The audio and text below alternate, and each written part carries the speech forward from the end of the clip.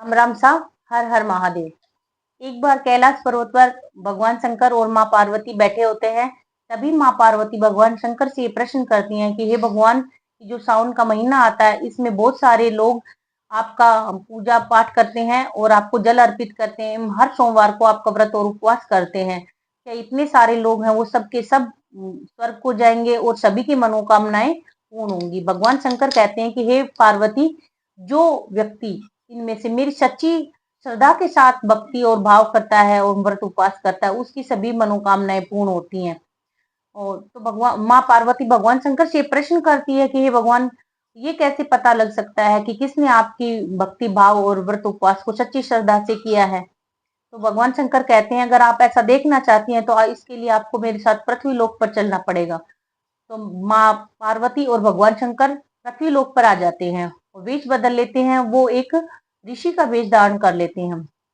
वो साधु बनकर घर घर भिक्षा मांगते हैं। तब भगवान शंकर उन्हें एक सेठ के घर पे ले जाते हैं, माँ पार्वती को, और उनका दरवाजा खटखटाते हैं। तब सेठानी बाहर आती है। तो भगवान शंकर कहते हैं कि हे सेठानी, आप मेरी अर्धांगिनी को कुछ खीर खिला सकती हैं क्या? इन्होंने सोमवार का व्रत कर रखा है और ये अब उस व्रत को खोलेंगी, तो इन्हें कुछ खीर खाने की इच्छा हो रही है। तो सेठानी गुस्से से लाल हो जाती है और कहती है कि अगले घर का दरवाजा देखो, मेरे यहाँ पर खीर नहीं है। तो भगवान शंकर अपनी जो अर्धांगिनी होती है, जो साधु बने होते हैं दोनों, उन्हें अगले घर पे लेके जाते हैं।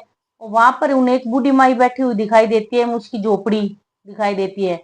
तो भगवान शंकर उसकी झोपड़ी पर जाकर कहते हैं कि हे माई, मेरी जो अर्धांगिनी है इन्होंने सोमवार का व्रत कर रखा है, क्या इनके लिए कुछ खीर खाने को मिलेगी?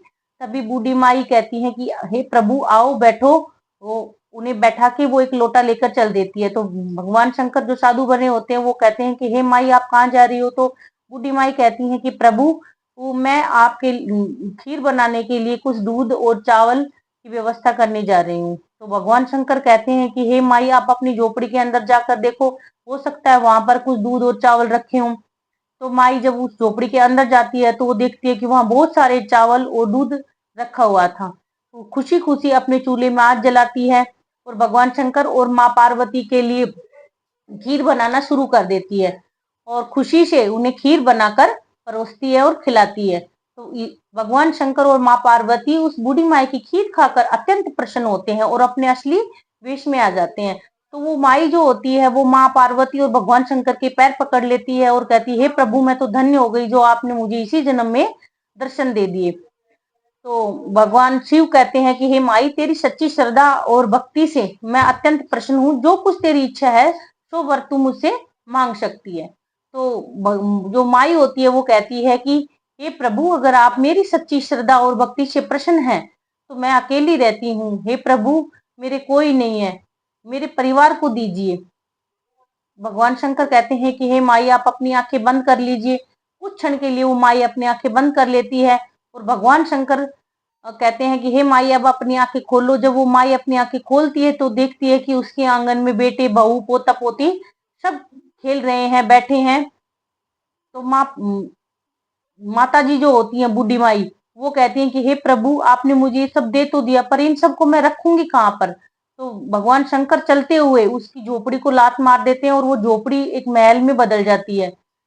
इस तरीके से वो जो बूढ़ी होती है उसके धन धान्य, बेटा पोता बहू सब, हर एक चीज की मौज हो जाती है। और वो अपने खीर के कटोरे भर भर के अपने आस पड़ोस को देने जाती है। तो शेठानी बोलती है कि हे माई, ऐसा आज क्या टूट पड़ा कि आप पूरे गांव में खीर बांटती फिर रही हैं? तो वो कहती है कि आज तो मुझे साक्षात माँ पार्वती और शिव भगवान ने दर्शन दिए हैं। वो पूरा किस्सा पूछती है तो वो बताती हैं कि मैंने उनको इस तरीके से खीर बना के खिलाई। वो साधु के वेश में थे और उन्होंने ही मुझे बेटा बहू पोता पोती और धन धान्य दिया है। तो शेठानी देखती है कि अपना सारा धन धान्य जो है वो मिट्टी के ढेर में बदल गया है, अब अपन क्या करें? तो वो भागती हुई भगवान शंकर और माँ पार्वती के पास जाती है और उनके पैरों में गिर जाती है कि हे प्रभु, मुझे क्षमा करो, मैं आपको पहचान नहीं पाई, मुझे मेरा धन और धान्य लौटा दो।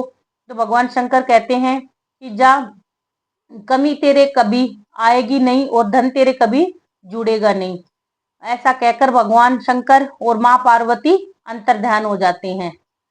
हे प्रभु, आपने जैसा वरदान बूढ़ी माई को दिया, जैसा फल और जिस उसकी जो मनोकामनाएं पूर्ण की, वैसा आप अपनी कहानी सुनने वाले एवं कहने वाले सभी के मनोरथ पूर्ण करें और सभी की इच्छा पूरी करें।